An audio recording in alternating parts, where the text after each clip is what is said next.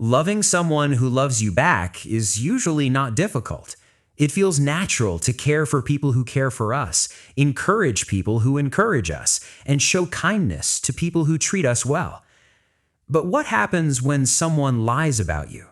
What happens when someone betrays your trust, damages your reputation, mistreats you, or continues making your life difficult? Jesus gives one of his hardest commands in Matthew chapter 5. Love your enemies and pray for those who persecute you. But what does that actually mean? Does loving an enemy mean pretending nothing happened? Does it mean trusting someone who has already proven they cannot be trusted? Does it mean staying in a harmful situation and allowing someone to hurt you again? Many people hear this command and feel confused, guilty, or even afraid. But Jesus is not asking us to call evil good. He is showing us how to respond to evil without allowing it to transform us into hateful people. Today, we are going to examine Matthew chapter 5, verses 43 through 48, and understand what Jesus meant when he told his followers to love their enemies. You have heard that it was said, "Love your neighbor and hate your enemy." Jesus begins, "You have heard that it was said, 'Love your neighbor and hate your enemy.'" The command to love your neighbor came from the Old Testament. God had told his people to love their neighbors as themselves. But over time, people began limiting the meaning of the word neighbor. They found it easier to love people within their own group while feeling no responsibility toward outsiders or enemies. The Old Testament did not command God's people to hate their enemies, but that attitude had developed naturally. Love the people who belong to us, protect the people who agree with us, treat our friends well, and feel free to hate anyone who opposes us. That way of living still feels normal today. We are kind to people who are kind to us, but when someone hurts us, we feel justified in returning the same treatment. They insulted me, so I will insult them. They embarrassed me, so I will expose them. They ignored me, so I will ignore them. They made me suffer, so I want them to suffer too. But Jesus challenges this entire system.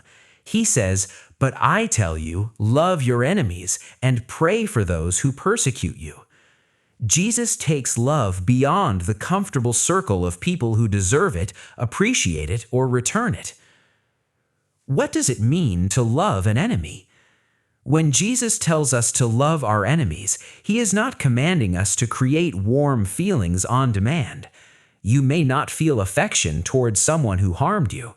You may still feel sadness, anger, disappointment, or fear when you remember what happened. Those feelings do not automatically mean you have failed to love. Biblical love is expressed through what we choose. It refuses to be controlled by hatred. It refuses to pursue revenge. It refuses to celebrate another person's destruction. It seeks what is truly good, even when the other person has not treated us well. Jesus immediately gives one practical expression of this love. Pray for those who persecute you. Praying for an enemy does not mean pretending that their actions are acceptable. You can pray, "God, stop the harm this person is causing. Bring the truth into the light. Protect the people who may be affected. Lead this person to repentance. Change their heart, and do not allow bitterness to change mine." Praying for someone does not mean asking God to help them continue doing wrong. Sometimes the most loving prayer is that God will confront them, correct them, and prevent them from hurting anyone else. Love desires their transformation, not the success of their destructive behavior. Love does not mean approval. This distinction is important. Loving your enemy does not mean approving everything they do. Jesus never teaches that evil should be ignored. He confronted hypocrisy. He exposed injustice. He warned people about sin. He protected the vulnerable. And he spoke truth even when that truth made people uncomfortable. So loving someone does not require you to call wrong behavior right. You can love a person while strongly disagreeing with their choices. You can desire their good while refusing to support what they are doing. You can speak truth without speaking cruelly. You can seek justice without being consumed by revenge. A helpful way to understand it is this: Jesus is not commanding you to call evil good. He is commanding you not to become evil in response. When someone behaves cruelly, we are tempted to become cruel. When someone lies about us, we want to lie about them. When someone humiliates us, we want to humiliate them. But when we respond in the same spirit, their wrongdoing begins shaping our character. Jesus calls us to a different response. The enemy may influence what happens around us, but they should not determine the kind of person we become. Love does not remove boundaries. Loving an enemy also does not mean giving someone unlimited access to your life. This matters especially when abuse, manipulation, violence, or repeated betrayal is involved. You may forgive someone while recognizing that they are still unsafe. You may pray for someone while keeping your distance. You may desire their repentance while reporting what they have done. You may refuse revenge while still allowing legal or appropriate consequences. Love and trust are not the same thing. Love can be given as an act of obedience. Trust must usually be rebuilt through honesty, repentance, and consistent change. Forgiveness and reconciliation are also not exactly the same.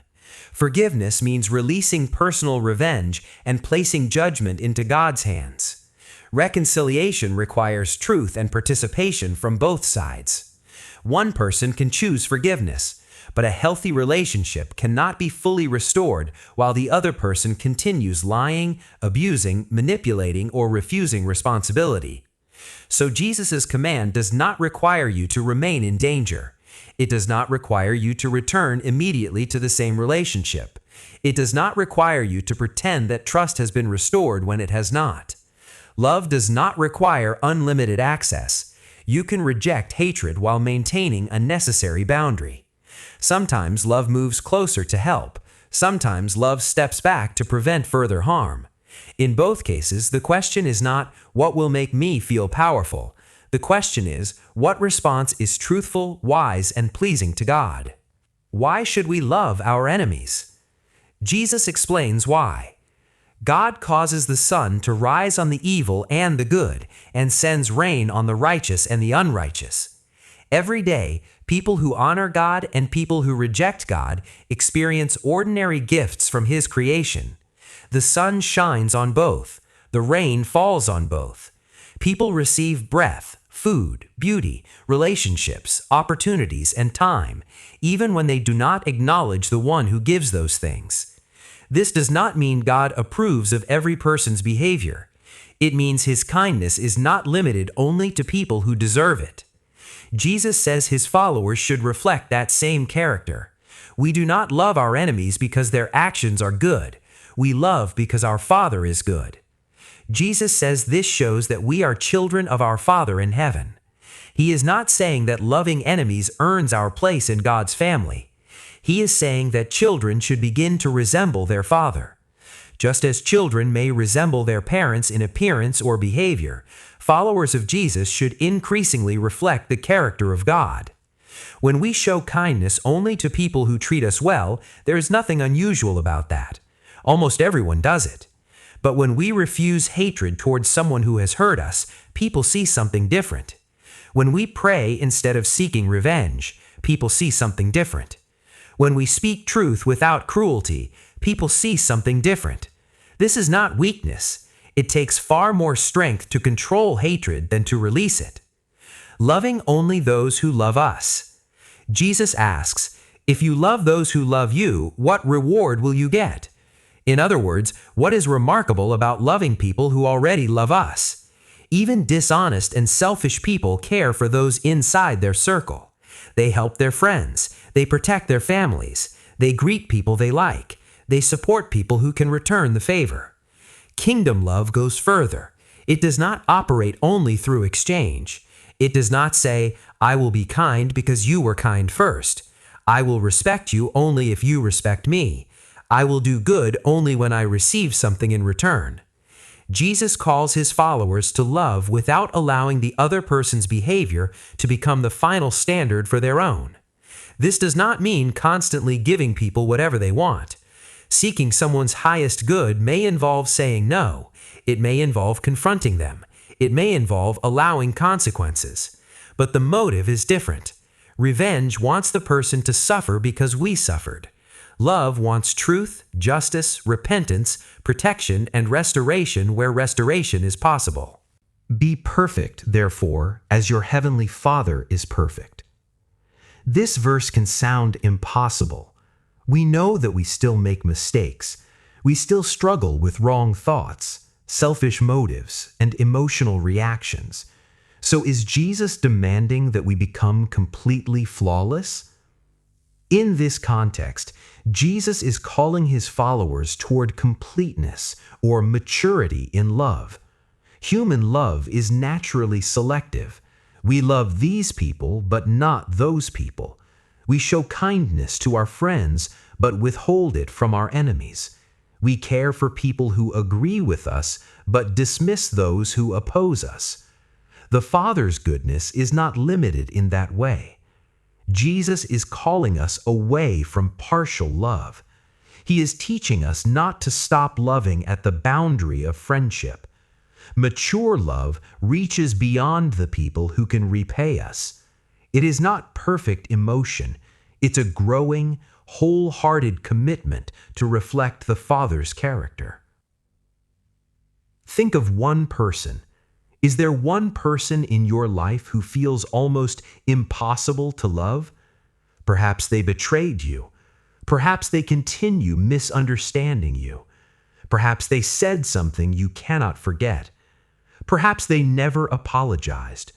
Or perhaps the relationship is so painful that you need to keep a healthy distance.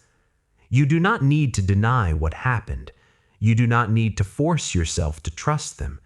You do not need to pretend that the pain has disappeared. Begin with prayer, not a dishonest prayer that hides your real feelings. Bring the truth to God. You could pray, Father, you know what this person has done. You know the pain, anger, and confusion I feel. Bring truth and justice into this situation. Stop the harm they are causing.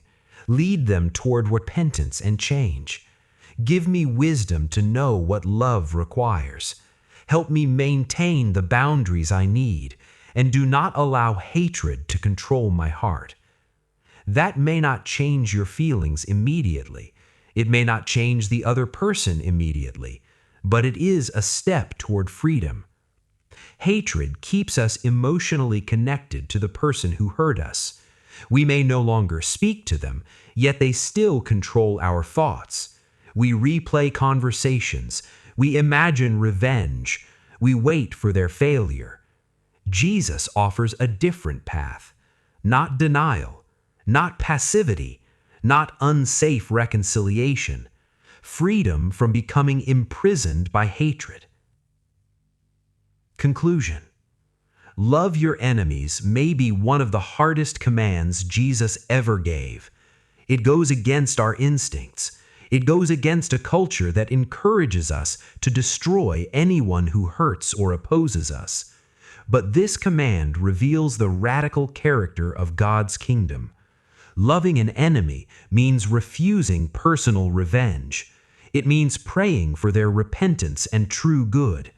It means speaking truth without cruelty. It means protecting people from harm. And it means maintaining boundaries when boundaries are necessary. And it means refusing to let someone else's sin decide who we become. You may not be able to change your enemy. You may not be able to restore the relationship. You may never receive the apology you deserve. But through the grace of God, you can refuse to let hatred rule your heart. This week, choose one difficult person and pray for them. Ask God to bring truth, justice, repentance, and healing, and ask Him to make your response look more like the character of your Heavenly Father. Because anyone can love the people who love them back, but loving an enemy shows the world something radical about Jesus. If you would like to understand the Beatitudes that begin this section of the Sermon on the Mount, watch the next video on the screen.